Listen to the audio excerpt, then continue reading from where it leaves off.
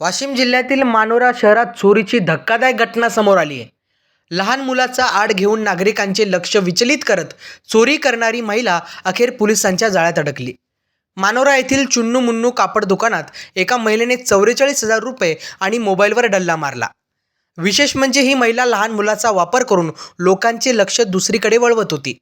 घटनेनंतर पोलिसांनी तातडीने तपास सुरू करत CCTV फुटेजच्या आधारे संशयित महिलेचा माग काढला.